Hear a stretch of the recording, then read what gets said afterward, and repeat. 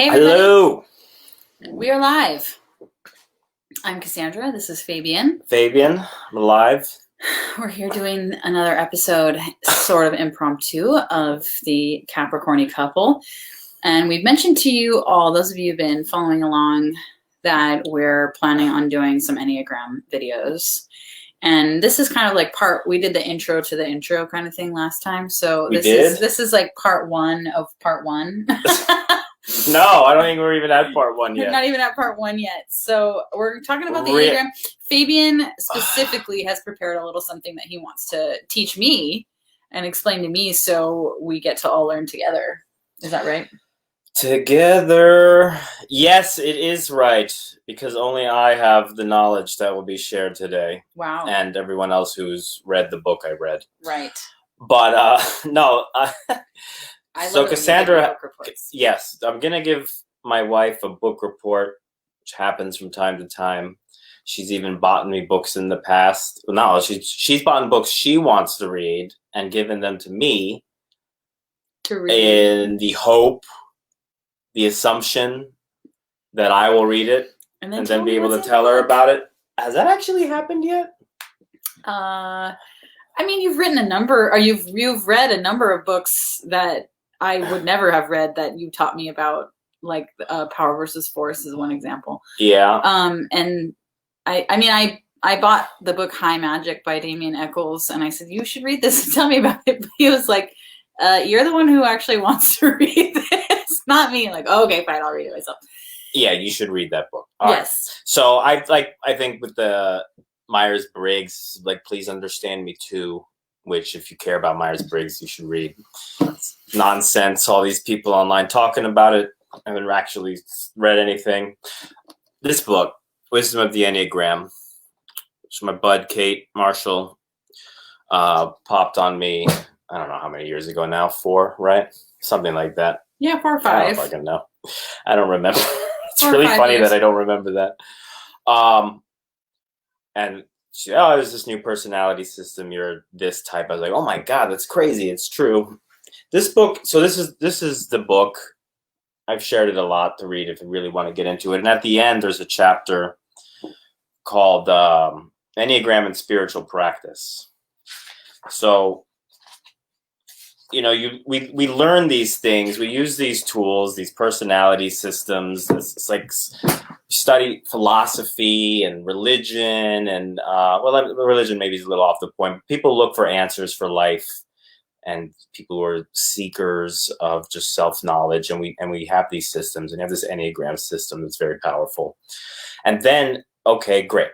I take a test. I'm this type of thing, and oh wow, you know, the Enneagram's cool because it can so quickly and quite precisely, I would say. Yes. And it can be very sharp, and I think I like it to be sharp. I like to do that, and I like seeing people be hit by it, get pinged, and realize, oh, wow, I just very easily and quickly saw something about myself that is not exactly pleasant. We might say it's in the shadow, but seeing it is somehow a relief. Yeah. It hurts. It's like, it can be humbling. It can bring on anger. It can bring on sadness, whatever. I felt super embarrassed when I first found out about my Enneagram type. I felt so like called out and exposed.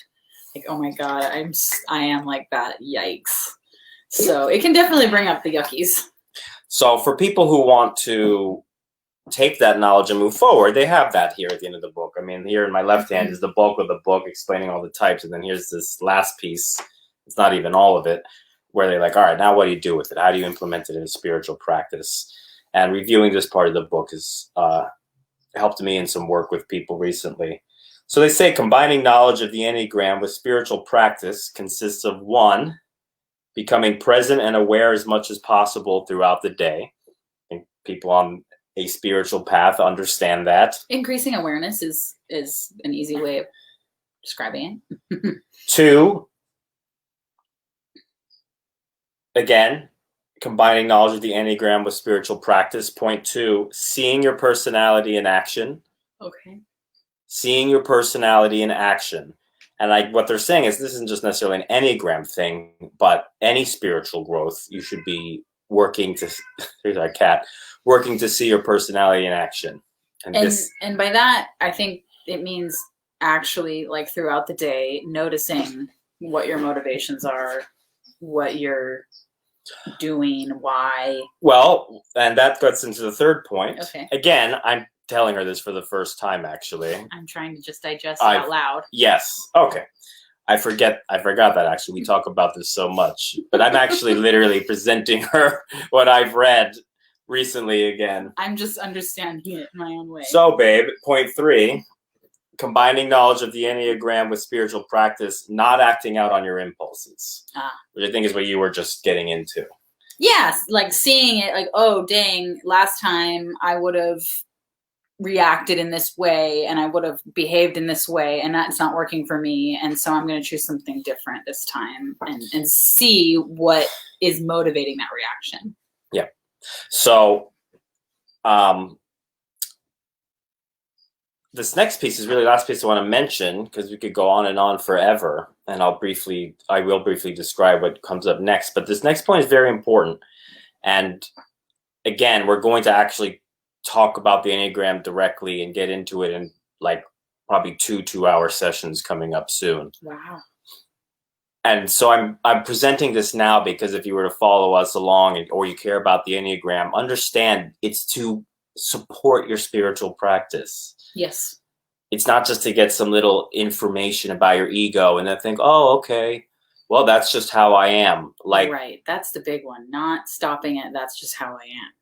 And I find it liberating, and have found it liberating because of this piece, which says, whenever we do become aware of an aspect of our personality, we can remember to breathe and relax. Relax as much as possible while continuing to observe and contain our impulses until something shifts and our state changes. Analyzing. This is the key part, because I'm a type 6, which is a mind type, and I analyze in that way. You keep talking, I'm gonna get queso. Analyzing what we find is not as important as awareness. Relaxing the body and not acting out. So analyzing what we find is not as important as awareness, relaxing the body, and not acting out. And the reason I said it was liberating to think about spiritual progress that way is because that is the path of letting go. I don't have to do anything. I don't have to actively figure anything out and execute it. I really just get to be aware. And when I feel my ego, natural personality trying to do something, act out, something that's automatic within us. When I feel myself getting angry about something, I can catch myself and stop and just relax and breathe. And just keep doing that every time. Every time in my life I feel, the impulse coming out of my personality to behave a certain way, say something, just shh. I can learn to relax into that moment and I'll shift. And it's really that simple. And I think it's like the magic of the intentional pause. Finding those moments to pause and what am I actually working on? What am I actually doing? What do I want to create right now? Not my past, right? Yeah. Or maybe some parts of your past, but probably not. That's the point. That's the point of learning the Enneagram. That's the point of doing these personality tests, is to realize, to take the information and then train ourselves to see that pattern that is described. And the Enneagram does a good job describing these patterns, and learn to see it inside ourselves and not analyze it because it's automatic. Right. Notice this automatic reaction happening, and you can just breathe and relax into it.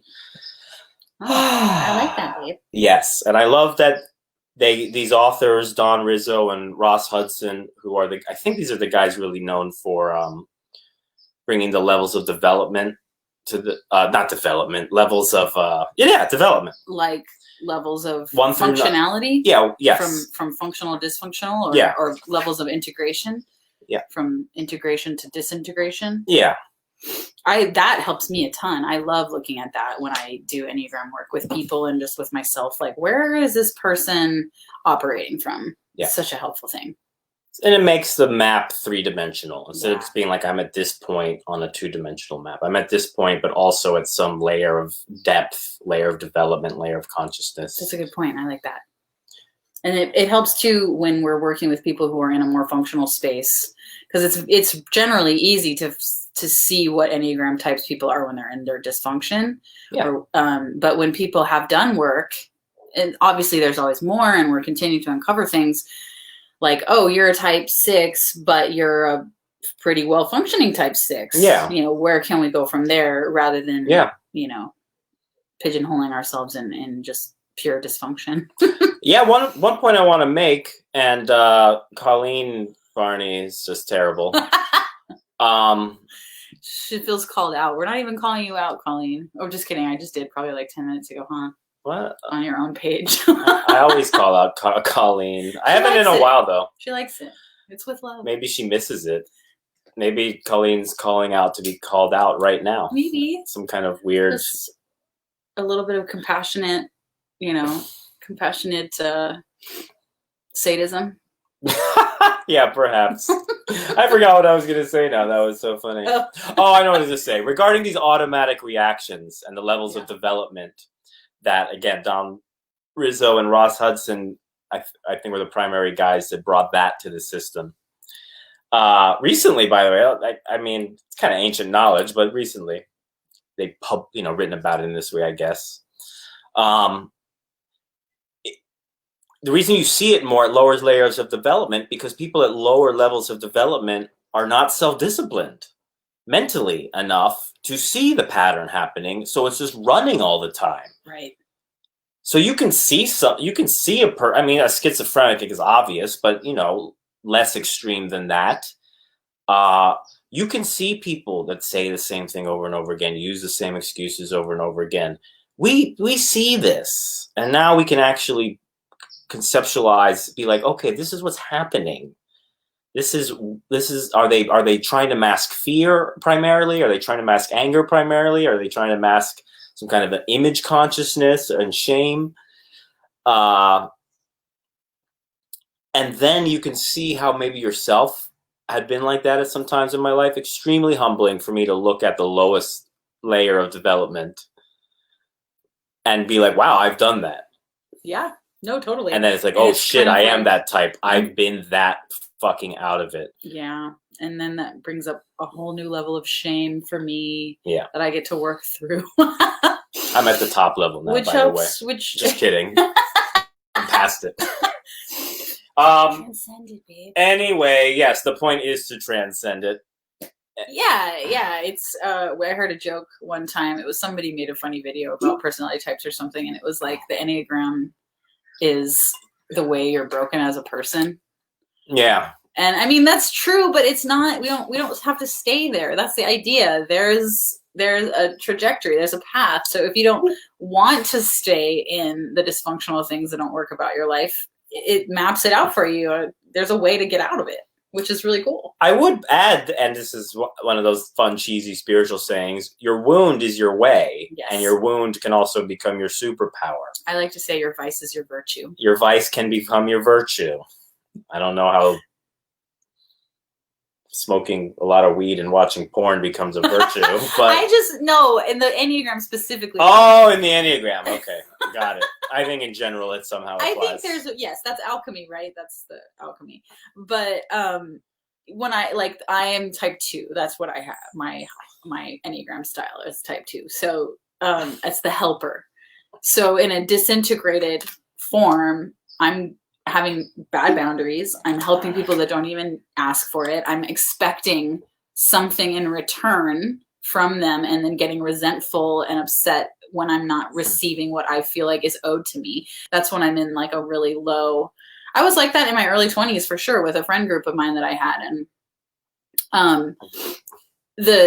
so that's my vice, like this kind of addiction to getting into people's business, really, essentially, overly helping people, right?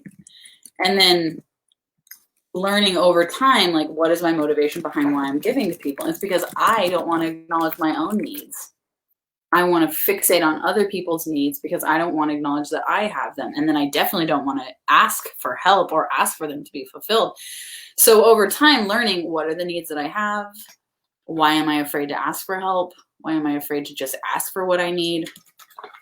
Getting into that shame and that embarrassment and letting it purify my soul with pain of having to experience mortification, and becoming humble, learning humility, learning that I'm a person too, I have needs, blah, blah, blah, blah, blah, blah, blah. And then turning it into, I want to actually help this person out of pure desire, and clear with myself on my own boundaries and what I'm getting out of it and all that other good stuff.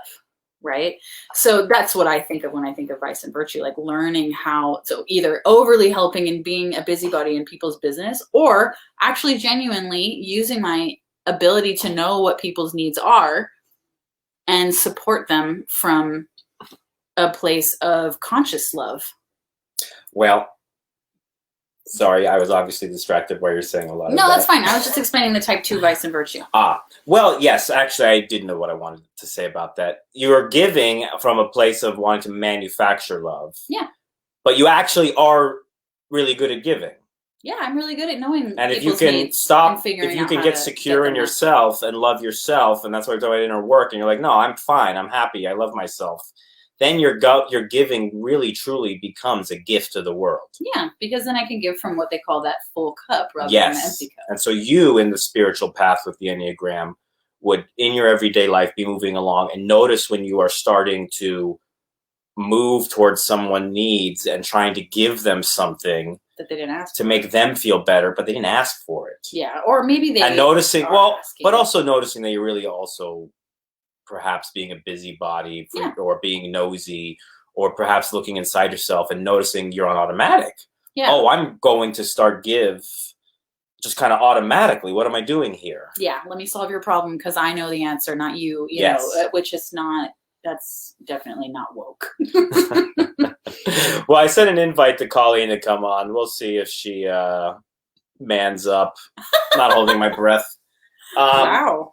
But them's fighting words. Well, I mean, you don't just spring it on someone in the middle. So knowing Colleen, she doesn't even have any pants on. So Colleen, we should actually do have pants on. We should talk about having you on. Wouldn't know. Well, look, to wrap this up, maybe I'll just share my type 6 thing real quick. Your vice and your virtue? Yeah, and what I had to relax into was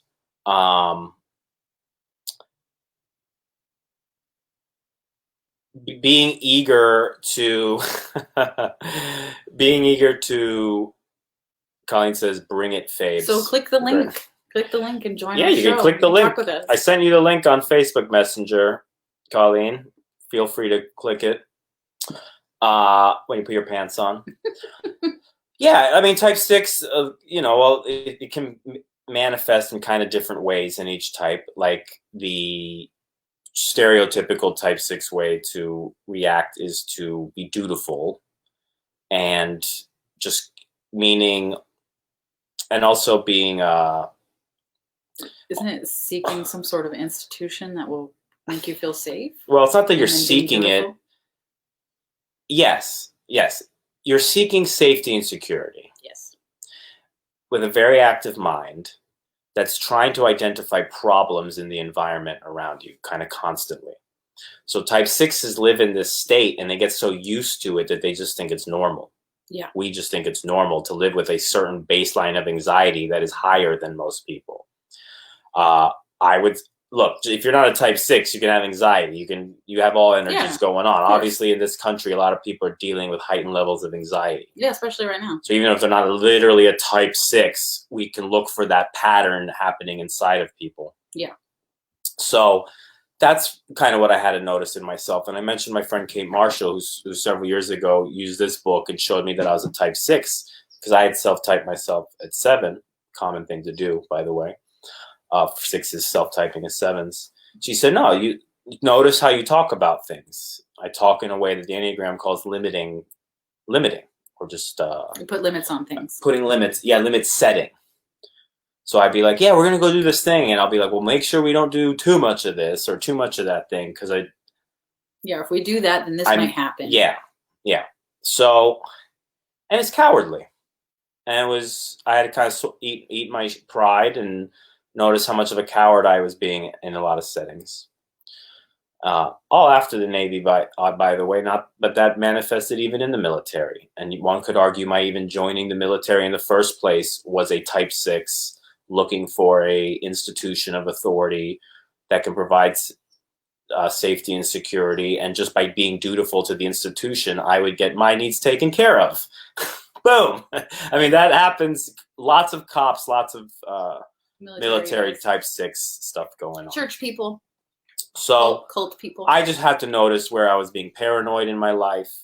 Notice if I'm just going out and about doing something, and start looking for problems instead of being present, just being present. Yeah. And learn to trust myself. And I would say my Navy experience helped with that, because I did trust myself in the Navy. Actually, I did know what I was doing. So I had something inside my body and mind and spirit to hold on to and be like, no, I know what it feels like to be confident, and take years working back to it, quite frankly. And very much my friend sitting me down on the beach in Santa Monica one day was a big step. So thank you, Kate Marshall. So as we get ready to introduce more of the system, and again, two big hour chunks, that's what I want you to listen for. Yeah. What am I being called to relax into? What automatic thing am I doing? Can I learn to notice and relax into? It's kind of that simple. Break out of the pattern and relax into the. Well, that's the point. Well, I would say you don't have to break out of the pattern. You just have to relax as the old auto pattern is happening.